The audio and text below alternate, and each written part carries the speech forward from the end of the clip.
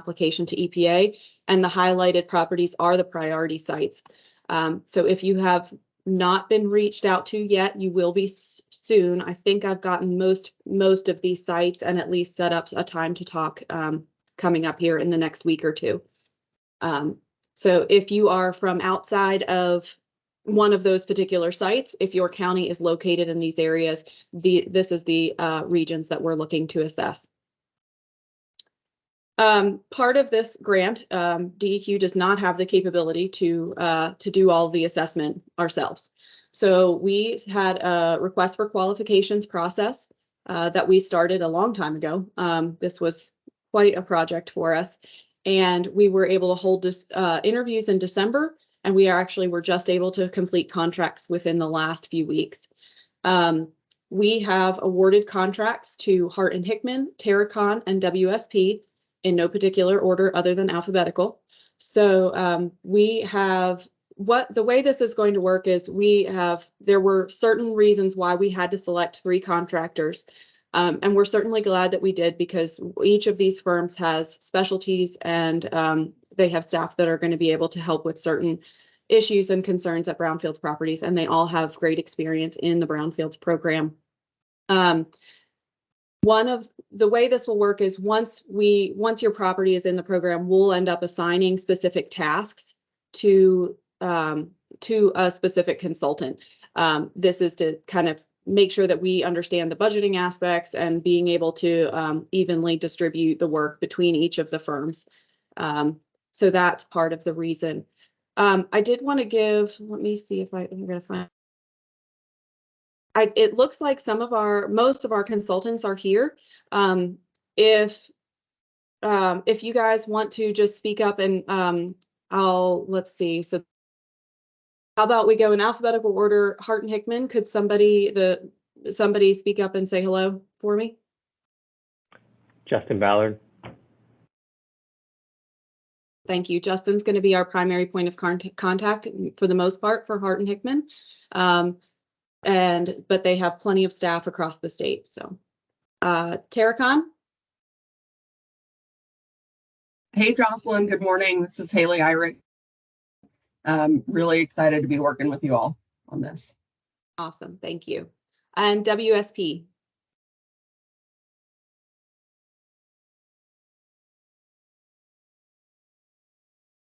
Rob, I think you're here somewhere. Oh, okay. This is Rob Foster from WSP. Happy to be here on the call. Thank you. Thank you all. We are excited to get. So once like I said, if we have our priority projects have already been reached out to, I believe. If we haven't, please email me. And we're going to be assigning the consultant to your project. That way it'll be consistent. So some of our projects are starting at different timings. Some of the sites already have a phase 1, and so they may not necessarily need a phase. Some may start with a phase 2.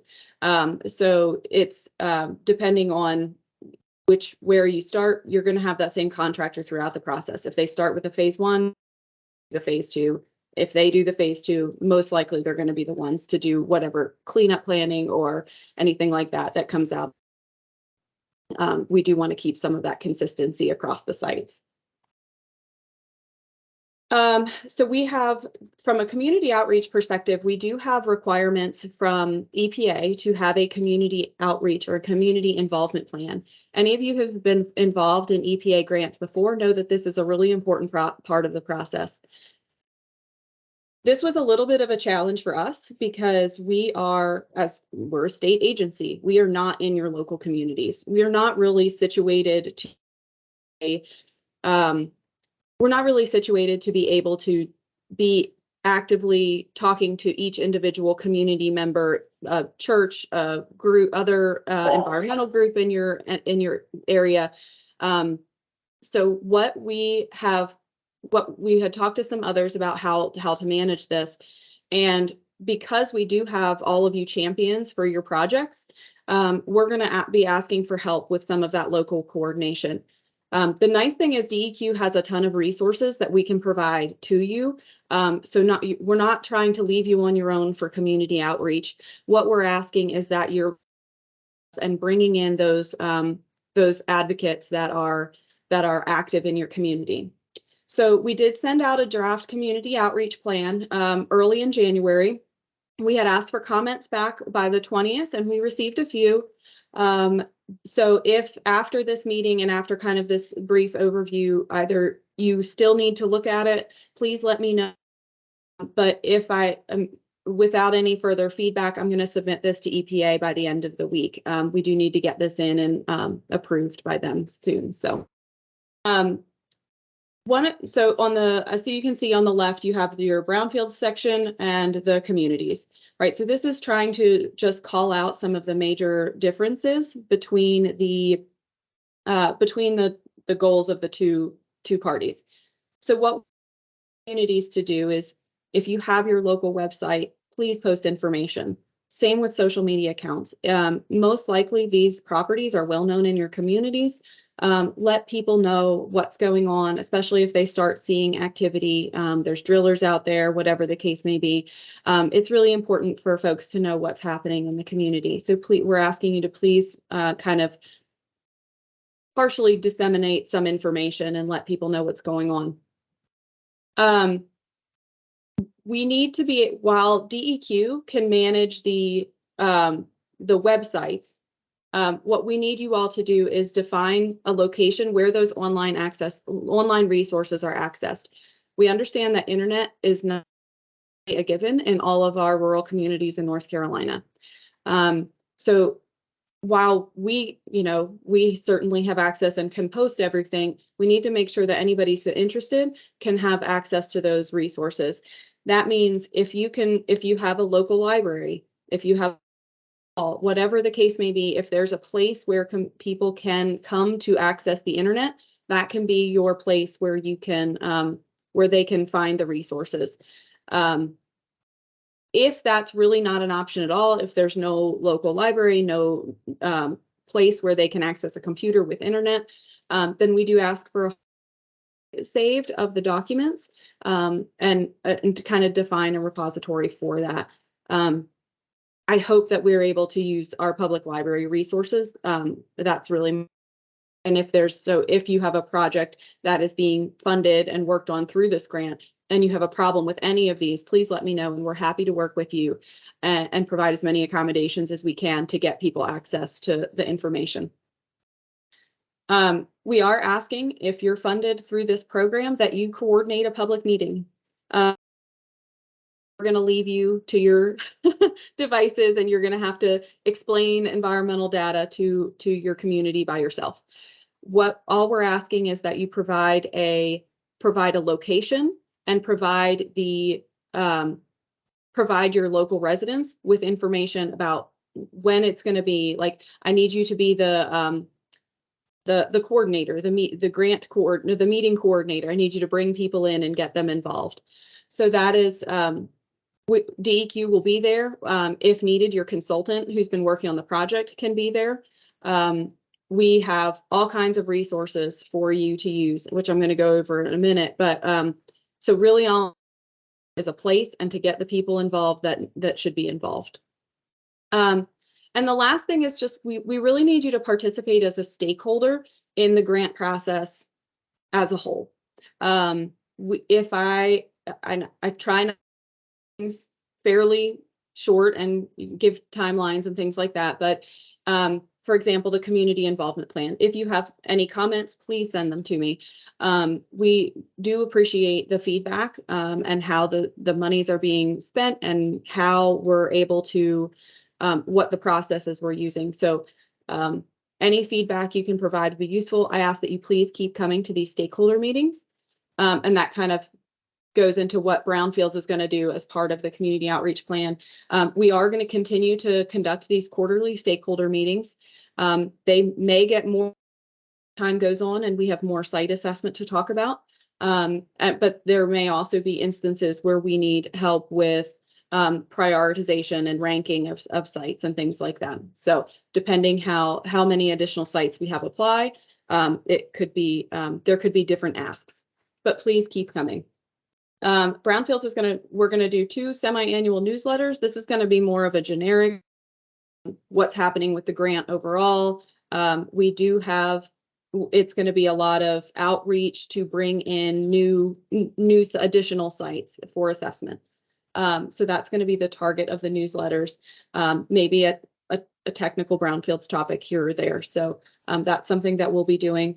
We will be maintaining that public information. We have a program called Laserfish, which all of DEQ's documents are already on. We've set up a separate folder specifically for this grant, and we'll be sharing that link on the website that is linked below. So that will be posted shortly. I don't think the Laserfish link is up there yet, but it will be shortly. We're committing to attend your community outreach meetings, right? That we are absolutely going to be with you as you're talking to your community about these properties, whether or not they end up in our program, or if they end up being managed through another regulatory program. We're happy to be that technical person at your meetings. As I said, we will also have our consultants available as needed on those projects and those community meetings, but we're not gonna leave you to explain environmental data. We have a lot of technical resources as well, as do our consultants. So we now have access to an amazing set of resources through our consultants and through the other groups within DEQ. Risk assessors for environmental data. We can design vapor mitigation systems. We can, there's just so many things.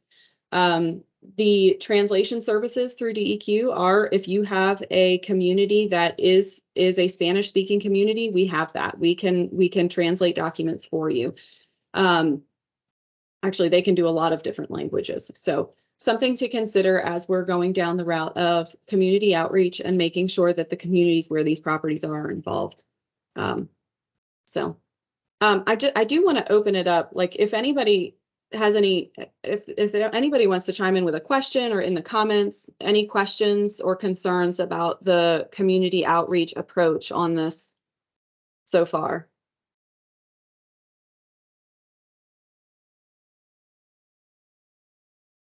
Hey, Jocelyn, this is Haley. I don't think that was shared with us, but I would love to just see what that plan is, if you can share it with the consultant team as well. Yeah, absolutely. Yep, we will. Thank you. Okay. There's nothing else on that. One of the things we could use some feedback on is, I'm sorry, go ahead. When do we need to hold the meetings by? So it's really good to you have yours on your particular property. So we typically like to hold the public meetings, I think, after we have completed assessments. Here's what we found, and here's, kind of what we're going to do with the information. Yeah, Jordan, you're breaking up just a little bit. So for just to clarify, it will very much depend on the project. If there's, and some projects, your communities better than we do. If there's a very active community who's very concerned about the site, then we certainly will need to do more than one meeting. But in the plan, in the community outreach plan that we're getting ready to do, the intent was to have that after the phase 2 is done, so we're able to explain what's at the site to the local community and what the steps are going forward. If you do end up in the brownfields program, in the state program, there is also a public notice component of our process. And it may very well be that we need to do a second meeting at that time, which could be, a year later after the phase 2 results are in. So it just depends on the project. But it's nothing you need to, not unless you have people clamoring at your door, I wouldn't worry about planning them immediately. I hope that helps, Meredith. Thank you. Okay. One of the things that we're still working out the kinks on is how people are going to apply for funding for additional properties. We have funding for multiple assessments and for additional communities to come in and have these sites assessed. We had started a kind of what we hoped would be a simple form, a Microsoft form, And I did drop, if you scroll up in the comments, I did drop that live link into the comments earlier. If at some point you all could kind of take a look at that, if you have a property that you're interested in, you can certainly fill that out and send it in. But even if you could fill it out as an example site and see how it works for you, and if it doesn't work, because on my end, the way the data is coming in, it's a little bit quirky. So I was leaning towards switching to kind of a PDF form field, simple for everybody knows how to use a PDF, and it's fairly easy. So the form, let me know. And as soon as we get that PDF version, we will send that out for kind of comments to see, is this user friendly? Is it helpful for you? And I'll see on my end, if you fill it out, I'll see on my end if I'm getting the information I need to kind of appropriately rank any incoming projects. So to that end of getting additional projects in the queue of things to work on, if you're aware of any association meetings, if you're a part of a council of governments and would like to get your region talking about what properties could have assessment, please let us know. We're happy to do a Brownfields 101. We're happy to talk about a specific project, a specific site. Whatever we can do to kind of get the word out would be most appreciated. Now that we have our consultants on board, we are in a much better position to act a little more quickly. There still are requirements for site eligibilities and things like that we do have to do through EPA. But even with those, at least now we're not talking a year from now, right? So we do have the ability to act a little bit more quickly. So please keep that in mind. And we are happy to attend those meetings, either virtually, in person, whatever it takes to get the grant. When we do get additional properties in, we do have to come up with a way to prioritize, right? We can work on, with 3 consultants, that was one of the benefits of having 3 consultants, is we can work on a number of projects simultaneously. It's not an unlimited number though. So we do need to prioritize which sites will be assessed first. And so we've started thinking through what those criteria are that bring a project to the top of the list, to the higher priority list. This is just kind of our thoughts, and it's something that we will also be sharing out with the stakeholder group and asking for feedback on. If there's something, as community leaders, as city managers and council people, you know what brings a project to, when people bring a project to you, to what's going to prioritize that over others. And so we would love that experience in this process as well. Some of the requirements we have, though, are our properties do have to be in disadvantage. There are a lot of tools available for that purpose already. The Council on Environmental Justice has this screening tool. These are obviously just screenshots. They're very interesting websites if you can if to go search for. So I just did a screenshot of Raleigh, and even Raleigh has some disadvantaged census tracts. Obviously, this isn't in our target area, but just to give you a point of reference and to kind of show the difference. Obviously, the environmental justice concerns are very real in North Carolina, and so we are looking at this. EPA has a website called EJ Screen that is utilized for the same reason. So you can same kind of similar geographic area, different information from each of the 2 websites. So we would use this information as part of a total score for ranking additional properties that come in. Population, county tier, the tier 1, 2, and 3, and similar things for from our application, percent minority, percent poverty or low income, the number of years that community has been in poverty comes into play. So some of those kind of standard factors that we look into are what would be included. Obviously, the concerns and climate resiliency are concerns for us as well. We do have we do have a lot of flooding issues in North Carolina. If you have a brownfields property that is in a floodplain or prone to risk because of changes in climate, that would get a higher score than one that is not necessarily in an area like that. Before I move on to the next slide, does anybody have any kind of initial thoughts, feedback? Am I way off base? Just general thoughts about that, the criteria.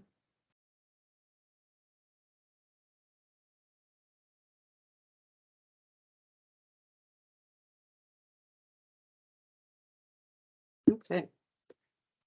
Part of what the climate resiliency concern is where we got working with another entity. So I'm going to flip to the next.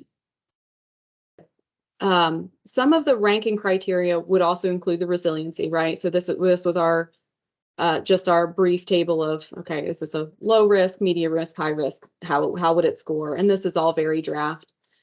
So we've been working on a project with EPA. They have a grant that is helping us disadvantaged and climate vulnerable areas for brownfield site assessment and redevelopment.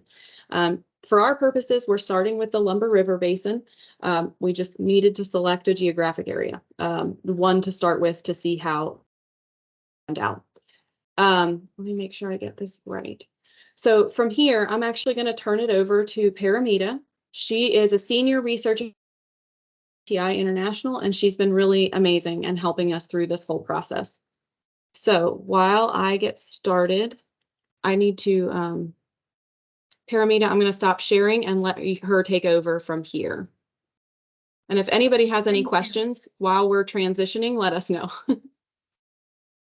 Thank you. Thank you, Jocelyn. Can you No hear me problem. okay? I can. Great. Okay, let me see if it lets me share my screen.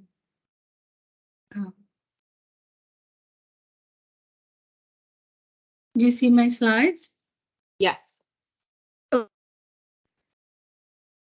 Well, good morning to all of you, and we are very excited to be part of this call and hear of all the wonderful work that is.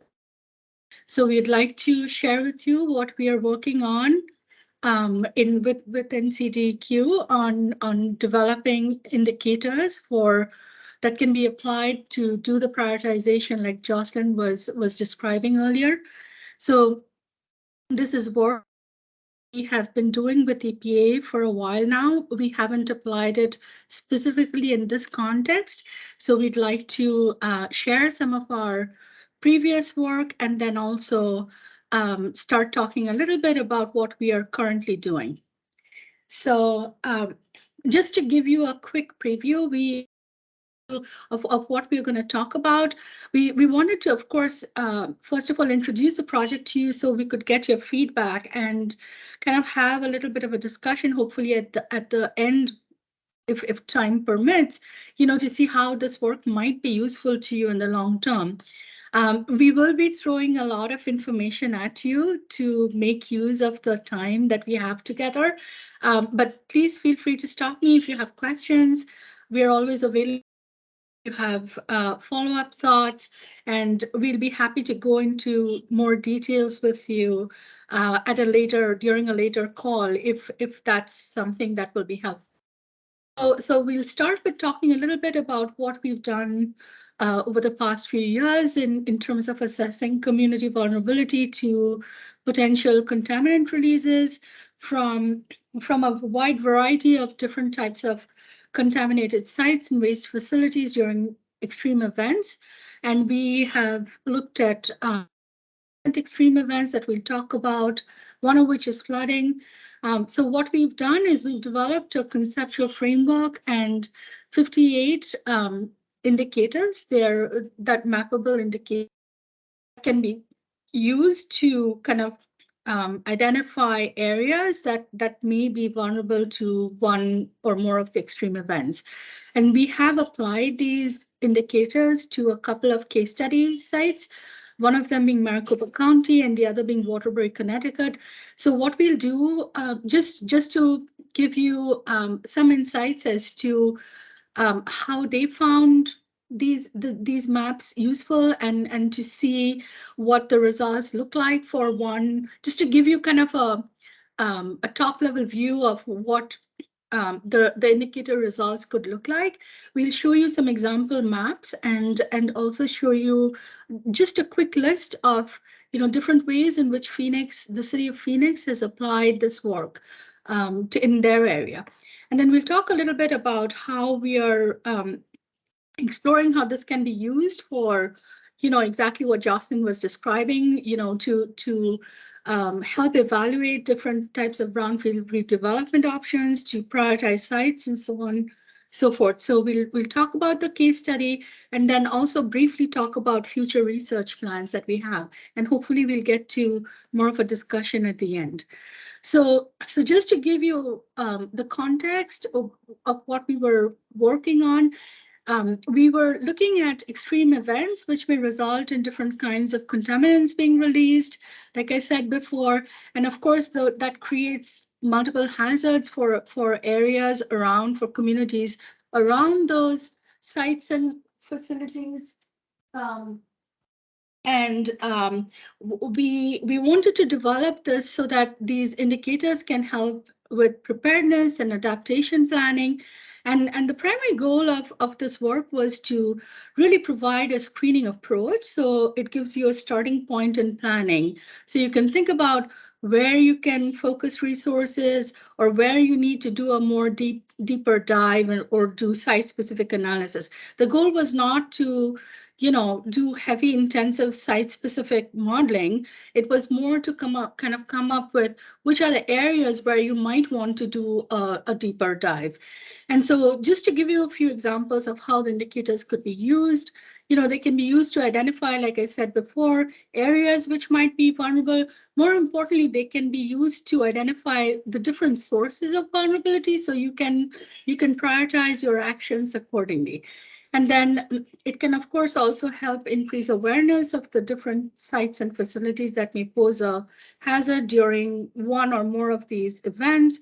And then they can also be used for different kinds of communications purposes. So just to give you a picture for, well, what does this look like? We did a little conceptual framework here, so you can see the 4 extreme events that we have developed indicators for. So flooding is one of them.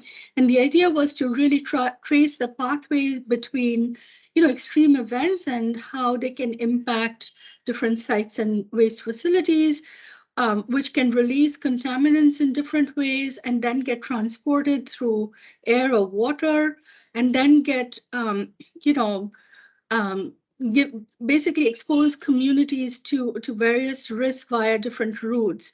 And so to kind of look at the community perspective, which are the communities which could be impacted more, we look at certain community characteristics, which we show in this last box here, which is called sensitivity.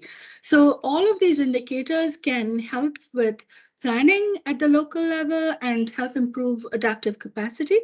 So what we do, sorry, I went ahead by mistake. So what we do is we identify vulnerability factors for each of these 4 boxes, and then come up with indicators to represent those factors. And so this, I don't mean to read through all the indicators, but just to show you, there are 4 sets of indicators, each representing one of the 4 boxes. And so we have indicators that represent extreme events, indicators that represent the site and waste facilities, freight and transport, and then the sensitivity characteristics of communities. So that's kind of just to show you the breadth of indicators and the breadth of vulnerability factors that we look at. And we can talk a little bit more about the indicators that we are thinking of using in the Lumber River Basin area in a few minutes. So just to kind of give you an idea for how will these indicators actually be helpful to you. So we did this little figure which shows you a few examples of what are the questions that our indicators can help inform. So where may floods occur? What about the intensity of floods? What's the frequency? And more importantly, since we are looking at, future climate scenarios, well, how might these change over time? So we try to answer some of these questions using the indicators listed in this box. So floodplains was one of the ones that Jocelyn already had on our list. We're also looking at heavy precipitation events and climate scenarios. It's one of the limitations of using just the floodplains is it's hard to get future projections for those under the climate scenarios. So we look at those, more other indicators that could help understand where flooding might happen and how that might change under climate scenarios. We also look at what are the low-lying areas, and then, in terms of, well, what are the sources of contaminant release? So, what are the different types of sites and facilities that are located in a particular area? How many of them are there? And then which are the ones that may be more vulnerable to, example, sites which have reactive waste. So by that I mean, waste that could react when coming into contact with floodwaters, right? And so, and then the next piece is, well, how close are sites and facilities to flowing waters?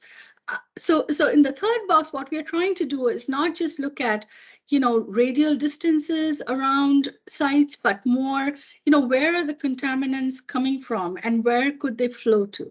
So trying to get at with this freight and transport indicator set is, how many sites and waste facilities could contribute to contaminants during some or overland flow event. Okay, and what is the closest facility that could be upstream? So we can kind of come up with indicators that can help to answer some of that. And then perspective to this. So which are the communities who might be impacted more or may need evacuation help? People without vehicles, without health insurance, elderly living alone.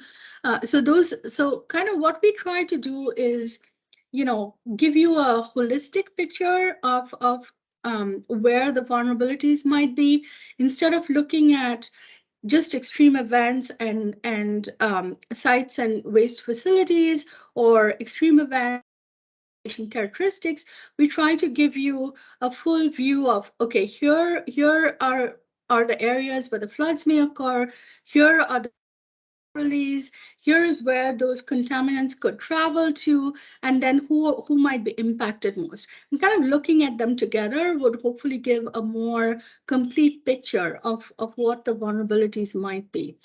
So just to give you a quick preview of the maps we did for Waterbury, if you look at the map on the left, you can see what the annual percent of the annual percent of heavy precipitation during the current or historical periods. Up on the right to see what the changes are, over the mid-century time period is what this map shows. So where do you see heavy precipitation events now? How could they change? And then the one below, you can see, where are the low-lying areas? So actually, if you look at them together, you can see, there's increased risk of heavy precipitation events.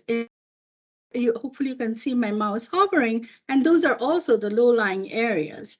And so, you can how important it would be to look at these in conjunction with each other, right? And then the next one, this next set shows, okay, so which have reactive waste sites and how much.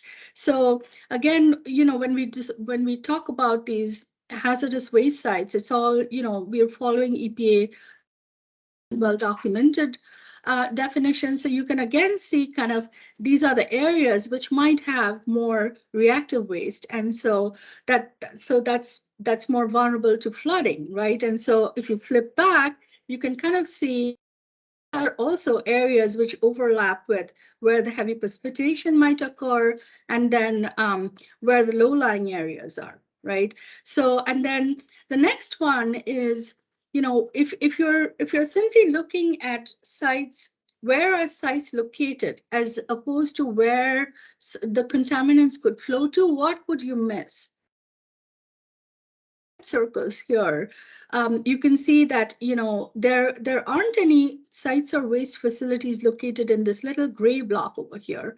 But if you look at, you know, the number of sites and waste facilities which are located within 1 kilometer upstream of this block group, you can totally see that, you know, you have a fair number of sites which are only 1 kilometer away and they're upstream. So if there is a flood, this would be a community that might be at risk. You would miss that if you simply look at, okay, are there sites in that block group? And so that's the whole point of doing this additional deeper dive into fate and transport indicators, so it can give you a more complete picture.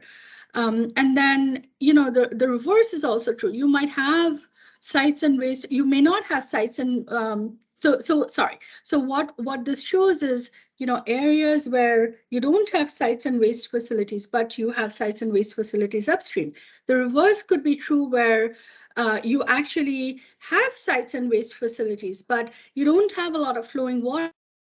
So it may not be a lot of risk to downstream communities because there isn't a lot of downstream close by, right? And so that's what we get with that type of information we get with those indicators.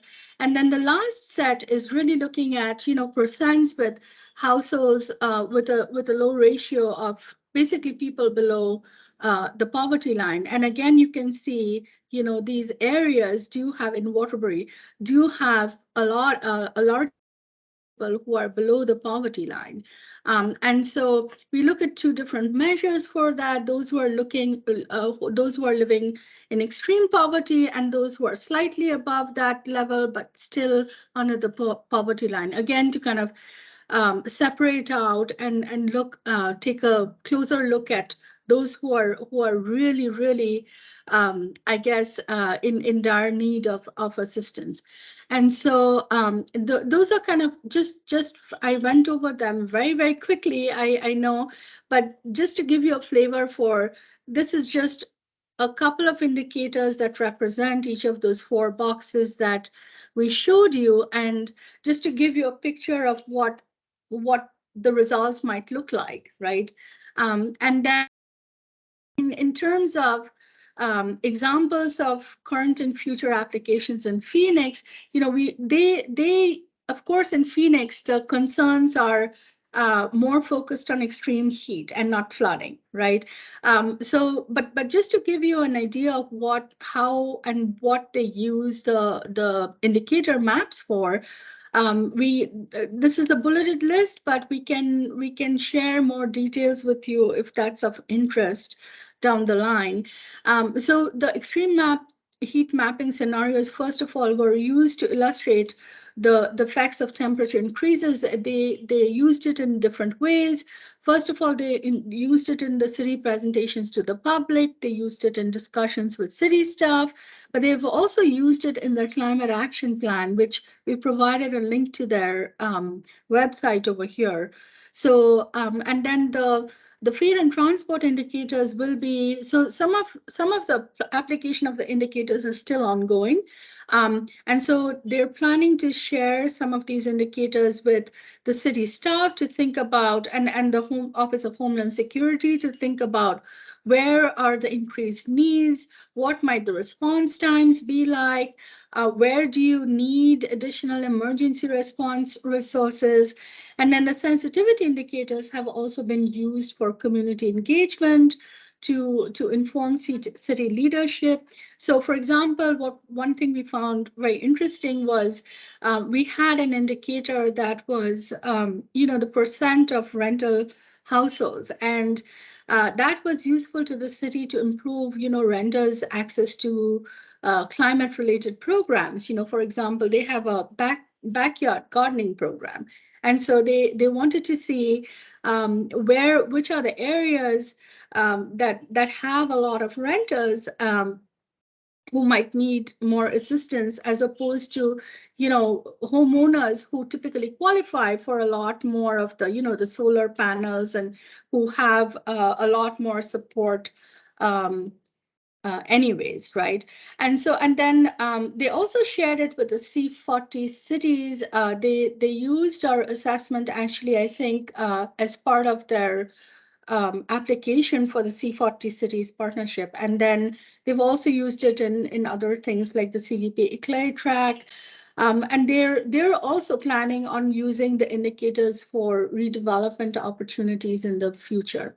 So I'll stop right there in case there are questions. I didn't want to pause before this in the interest of time, but I'll just stop for a minute there.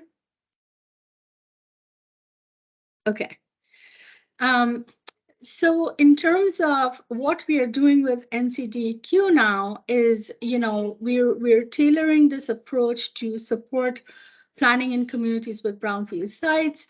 The North Carolina case study, it runs till September of this year, and we're basically trying to see if there's a potential to supplement the survey information that Jocelyn was talking about a little while ago with the indicators work. And the plan is to develop 10 indicators at the census tract level for the Lumber River Basin. So just as an FYI, the Waterbury stuff was developed, and Phoenix was developed at the block group level, and that was because we were looking at a smaller area, so just within a city as opposed to, or a county as opposed to several counties. And so for this work, we've decided to go with the tract level. And then we are certainly going to be focusing on floods and changing climate conditions, which will hopefully help identify and prioritize communities which are, both vulnerable from the flooding perspective, but disproportionately affected, and there's a potential risk from, the brownfield sites to the areas that are downstream of such sites. And so hopefully they'll help with prioritization of assessment and cleanup of the sites. So just quickly going back to the indicator slide, the ones in blue are the ones that we've kind of shortlisted for the time being.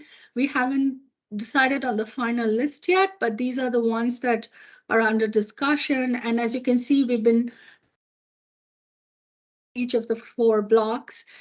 So you have a representation of the flood risk, of the sites and waste facilities, of the fate and transport, and then also the sensitivity characteristics.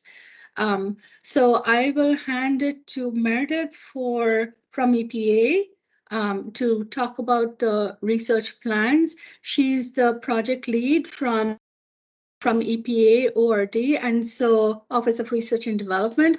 And so I will hand it over to her. So Meredith, I can keep the screen on, but please go ahead. Thank you so much, Paramita, and thank you all for having us here today. It's been informative to hear more about the work. So from our perspective, I guess Paramita described what we're doing in the current year, but then I wanted to also lay out some plans that we have for the future on continuing to build on this work. Nationally, planning to develop some national climate data layers for efforts that are going on at the agency at EPA for climate adaptation planning, and in particular, PCB facilities and RCRA correct sites are looking for these climate data layers in their work. So we'll be collaborating with those colleagues at EPA. We also are going to be developing a national set of indicator data layers, as well as a guide to help in assessment of cumulative impacts, which will be used for prioritizing assistance to communities, as well as enhancing more equitable resilience. At the EPA regional and state level, we also have some work coming up, including developing additional indicators following this again, help our brownfields program in determining communities that would benefit the most and that are those that are most vulnerable and the least resilient. And finally, at the local level, we have a project with a few cities across the U.S. where we'll be assessing cumulative impacts of climate change, inequities, as well as potential exposures from leaking underground storage tanks. And that work is starting this year, but will be continuing to build over the next 3 years. So I think that wraps up most of what we were going to share today. Paramita, should we open the floor for some discussion? Yes, that sounds great. I'm good. Yeah. I'm Thank good you, with that. Meredith. I know we have the town of Pembroke is likely online. So they're in this region. We did select this region from honestly, it was the smallest of the regions of our three. So we felt that would be easiest since this is a kind of a test case, a case study. So we picked it based on the size. So if y'all are interested in seeing the list of indicator parameters and sharing that with your colleagues, we would definitely, and Paramita and Meredith, stop me if I'm wrong, but please, like, if you're interested in commenting on those parameters, we would happily take your input.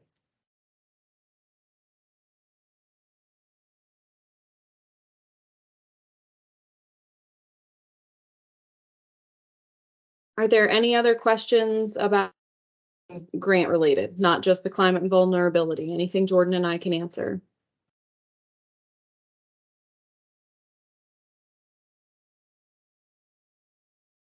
This is Brian Alligood in Beaufort County. The piece of property that was the old Cooperage property that y'all are looking at, and that we'd had some conversations several years ago about.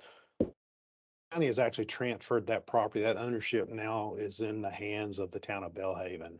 Okay. I think Lynn Davis, who's the town manager, had been on one of these before. Yep. So I just need to understand whether the county needs to stay engaged on this, transferred to the town of Bellhaven. We have a Lynn, I think it's Lynn. We have a meeting kind of on the calendar to talk about Okay. that property. And I think let's talk about it at that meeting. It would be, if you can stay apart, if you have other, if you're the county, if you have other properties that are a concern for you, certainly you don't have to stay. I'm not going to hold you to it, but if you have other properties, I'd be happy to have you. So, and even if you have other COG contacts, whatever, we do need to get the word out about the assessment funds. Mideast folks is on the call right now, so. Great. Awesome. Thanks. Thank you. No problem.